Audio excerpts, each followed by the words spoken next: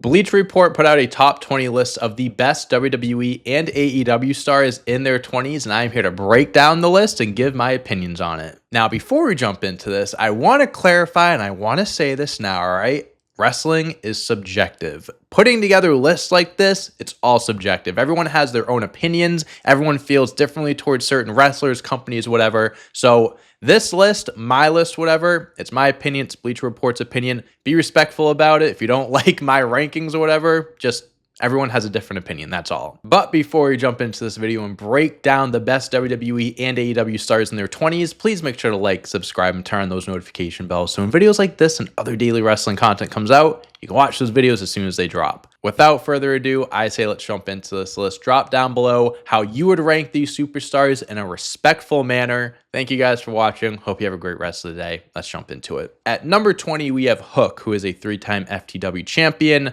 has defeated Ricky Starks, Jack Perry, and Chris Jericho. Number 19, we have Kevin Knight, who is a 2-time IWGP Junior Heavyweight Tag Team Champion, is now in AEW teaming up with Mike Bailey, has not won anything yet, but I'm sure as time goes on, that will change. Number 18, we have Austin Theory, who is a 2-time US champion, a SmackDown Tag Team Champion, and a former Money in the Bank winner. It's been a little bit since we've seen Austin Theory on TV. He's out with an injury or something right now. Who knows if we'll be seeing him anytime soon. Maybe he's the next superstar to join the Vision, but we will find out as time goes on. Number 17, we have Tatum Paxley, who just won the NXT Women's Championship. And at number 16, we have JC Jane, who lost the NXT Women's Championship to Tatum, but she's an NXT Women's Champion, NXT Women's Tag Team Champion twice, and a former TNA Knockouts Champion. Two-belt Jane, you can call her. At number 15, we have Wheeler Yuta, a former Trios champion and a 3-time Pure Ring of Honor champion. 14, Daniel Garcia, who is a former TNT champion.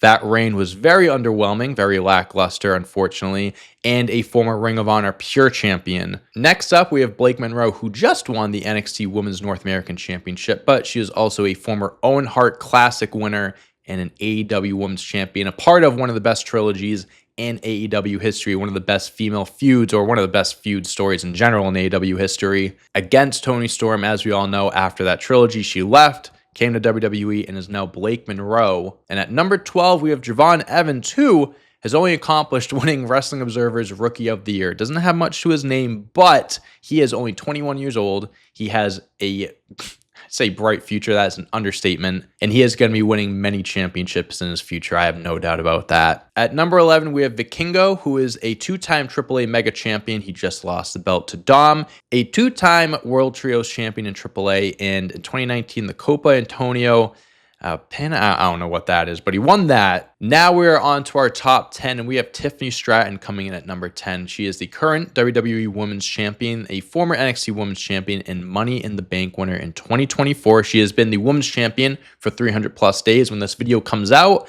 I think she still is the champion. It's before Saturday Night Main Event or day of, so we'll see depending on when you're watching it. Maybe she's the champ or not. But 300 plus days as Women's Champion, 26 years old. She has accomplished a lot at a very young age, and she is going to accomplish even more as time goes on, I'm sure. Number 9, we have Jack Perry, who just returned as Jungle Boy, teaming back up with Luchasaurus. He is a former TNT champion, which, like Daniel Garcia, very lackluster, a very underwhelming title reign, a former World Tag Team Champion with Luchasaurus, and an FTW champion as well. Number 8, Roxanne Perez, the 23-year-old, has accomplished a whole lot in her very young career. She is a former Women's Champion, 2-time NXT Women's Champion, NXT Women's Tag Team Champion, and the first ever Ring of Honor Women's Champion. I believe she won that when she was 19, which is absurd. Number 7, Jordan Grace. Honestly, didn't know she was in her 20s. She is a 3-time TNA Knockouts Champion,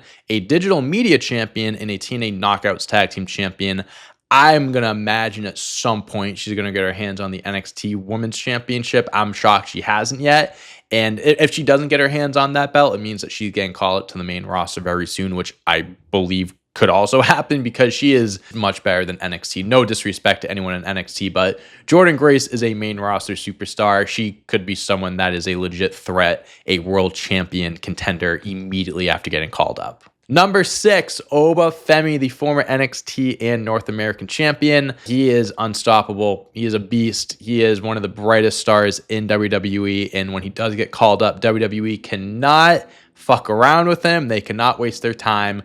They just can't fuck it up. I don't see how they can. He's a freak of nature. He is their next big thing, and I can't wait to see what he does on the main roster. At number 5, we have Braun Breaker, who is a 2-time NXT champion, 2-time Intercontinental champion, and a former NXT Tag Team champion. He is on a trajectory to take over this company after taking out Seth Rollins alongside Bronson Reed. He's going to win the World Championship at some point. I don't think it's going to take too long, maybe the next few months, I think a year max, but they have big plans for him, and he is going to take over the next few years. MJF comes in at number 4, the former AEW World Champion, International Champion, 5-time Dynamite Diamond Ring winner, and a Ring of Honor World Tag Team Champion. This is someone that you could argue could be number 1 on here, and I'll get into my list and stuff in a little bit, but MJF coming in at number 4 is crazy. But when you see who's at the number 3 here, you can kind of understand. Number 3 is the current TNT champion, Kyle Fletcher. TNT champion, like I mentioned, former Ring of Honor Tag Team champion and Ring of Honor World Television champion. 26 years old, Kyle Fletcher also has the world in the palm of his hands. He is insane. One of the best wrestlers in the world at 26, which is unheard of. Number 2, the current Intercontinental and AAA champion, Dirty Dom Mysterio, also a 2-time North American champion and SmackDown Tag Team champion.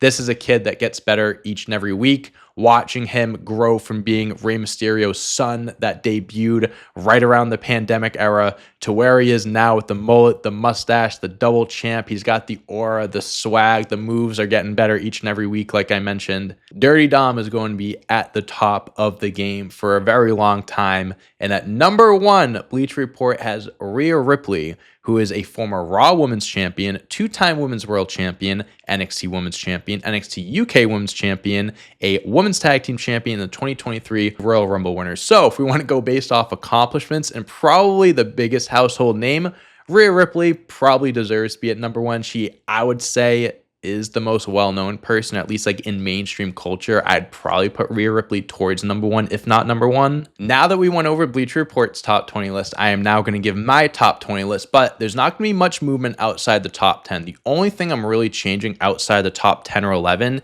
is Kevin Knight and Austin Theory. So I'm going to move Kevin Knight up to 18 and Austin Theory back down to 19. I love Austin Theory. I am a bigger fan of Austin Theory's than most, but he hasn't done anything recently, and I do think he deserves to be on this list because he has the talent, the potential. But Kevin Knight's on TV. He's a part of the tag team with Mike Bailey, who's awesome. So I'm moving him up. Everyone else from 20 to 12, I'm going to keep the same. Actually, I take that back. So I'm going to tell you what my list is from 12 up. So at number 12, I have Vikingo, and he originally was at number 11, so he moves down a spot. And at number 11, I have Jack Perry, who was originally number 9. And the reason why I'm moving him down is because he hasn't been on TV like really at all for the last 6 months to a year. His TNT title reign, everything with like the Elite, it really wasn't that good. Like I thought it was going to be something better. He spray painted the belt and it didn't really work out. Him and Luchasaurus reunited, so the Jurassic Express is back in the tag team division where I think Jack Perry's at his best, but I'm moving him down to 11. Hasn't been on TV much, and the last time he really was on TV before his return with Luchasaurus wasn't really that great. And at number 10, I have Javon Evans. I know he hasn't won any titles or anything, like I mentioned earlier, just won the Rookie of the Year award.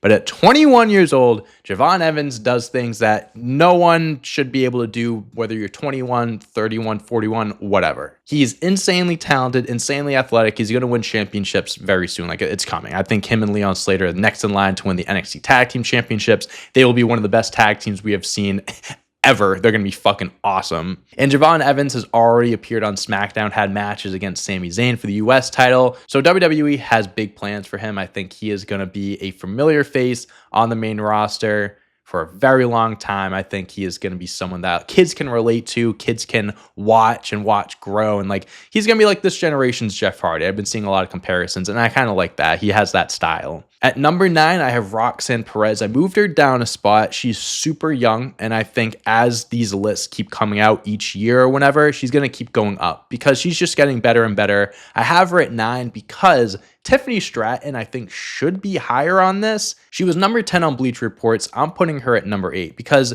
she is the current women's champion. She's held on to the belt for 300 plus days. And at 26 years old, she has accomplished a lot, both on the main roster and NXT. And when she does eventually lose the championship, I do think there will be time for her to, have other feuds, not go after the belt. But I am more than confident that she's going to win other world championships in the future. She's super talented. She's got a good character, which I do think she has to turn back heel. I think she's a better heel than face. But this title reign has showed me that WWE has a lot of trust and confidence in Tiffany Stratton, and it wouldn't be surprising if she got her hands on a world championship not too long after losing this one, whenever that may be. At number 7, I have Jordan Grace, and she was also number 7 on Bleacher Report, so I'm keeping that the same. At number 6, just like Bleacher Report, I have Obafemi. Now, some people might not like that. Some people might say Obafemi should be number 1. And honestly, I think there's a fair argument to make as far as the future goes and as far as guys with the most potential. Yeah, Obafemi, the 27-year-old beast, should probably be towards the top, but I'm keeping him at 6 because there still is so much room to grow. And when they do this list again next year or whenever, he probably could be number 1, but I need to see what they do with him on the main roster. I can't fully trust WWE that they're going to take good care of him and advantage of what they have on their hands. They could call him up and put him in a clown costume and the guy gets stuck in catering for the next 2 years and then we don't hear from him again. I'm not saying that's what's going to happen. That is certainly not what I want to happen, but I need to see what Triple H and WWE does with Obafemi before he cracks the top 5, because these guys and women in the top 5, they have earned their way into this top 5 category. And at number 5, same as Bleacher Report, I have Braun Breaker. Same thing where he has so much talent and he has proven a lot. He has proven a whole lot, but I think there still is so much room to grow. And that world championship win, that world championship run is going to tell us a whole lot about Braun Breaker and how WWE is going to be pushing him for years to come. I think he's going to be incredible. He is a beast, has the best spear in the game, but this top 5 is tough. It's tough to crack the top 4 here, the Mount Rushmore. And at number 4, I have Kyle Fletcher because as talented as he is at age 26, and I believe he is probably arguably the best wrestler on this list, I don't think he has accomplished enough as the 3 I have ahead of him, and he has so much more to accomplish. Don't get me wrong, Kyle Fletcher had an incredible 2025, turning on Will Ospreay, joining the Don Callis family, the current TNT champion, but he's 26. There's just so much left for him to do. And the 3 ahead of him, I think, have established themselves already as they earn the right to be in the top 3. Where Kyle Fletcher, he's on the outside looking in, but he could be number 1 if they make another one a year from now. And at number 3, as much as this pained me, I am putting down Dom Mysterio. He was number 2 on Bleacher Reports, but he's number 3 for me. And I have nothing but great things to say about Dominic Mysterio. He gets better each and every week on the mic, in the ring. He's a double champ. The fact that he's gone from Ray's son to being the biggest heel, one of the biggest heels, but also gets one of the loudest pops because fans are starting to respect him and appreciate the work that he's putting in. It's incredible to watch him grow in front of our eyes, in front of my eyes. But I'm putting him at number 3 because I just don't think he has reached the level as the 2 I have ahead of him. And at number 2, I have Rhea Ripley, who's arguably the biggest name in wrestling, male or female. She's number 1 on Bleacher Report, but I'm putting her at number 2 because I'm accounting in-ring, character, I'm accounting a few different things when it comes to where you're ranked on this list. When it comes to popularity, Rhea Ripley is probably number 1. When it comes to accolades, she also probably might be number 1, but I think Rhea Ripley at number 2, as much as people might argue, is where I would put her. But at number 1, and honestly, I'm surprised he was number 4 on Bleacher Report's list. I get it. It has to be controversial and need people to talk about it. But at number 1, I am putting MJF, Maxwell Jacob Friedman. I'm not saying it's not close or anything. Of course it's close. It's very hard to decide who's 1, 2, 3, deciding who's in the top 5, Mount Rushmore, whatever. But MJF is one of the best wrestlers in the fucking world at any age. And he is someone where he isn't on TV right now, okay? He got written off after the match with Mark Briscoe. He's on a honeymoon. Just got married. The guy just got married, all right? Give the guy a break. when he is around and he is in that position, he is the top guy in AEW. And I stand by that. I think MJF still is the biggest star in AEW because you put him in any situation, he's going to make it work. He's the best heel in wrestling. And not only is he the best heel in wrestling, but he can also be the biggest face in wrestling. He showed us with that story with Adam Cole that he went years. He got booed for years. He was getting death threats for years. Fans hated his guts for years. And then he went into the story with Adam Cole, which I also believe is one of the best stories in AEW history, and turned into the biggest babyface, not just in AEW, but in wrestling, period. Like, he can do everything. He can do anything you tell him, anything you give him. Not many people can pull that off. And I just think MJF deserves that credit and that respect of being the best wrestler in their 20s, because I think he is. Is he the best technical in ring-wise in their 20s? I think there's a few people on here that you can argue are better than him. But overall, in ring, on the mic, character, all that stuff being accounted for, MJF to me is like, I looked at this list and when I was putting it together, like, it's close, but there is no doubt to me that MJF was number one on my list. And there we have it. That's my top 20 list, and that's Bleacher Report's top 20 list. Now, drop down in the comments below who you think should be ranked in the top 20, how you would rank the top 5, top 10, whatever. If there were people that were left off, drop it down below and be respectful about it. Wrestling is subjective. We can have some fun with these opinions. But thank you guys so much for watching. I hope you have a great rest of the day, and I'll see you when I see you. Peace.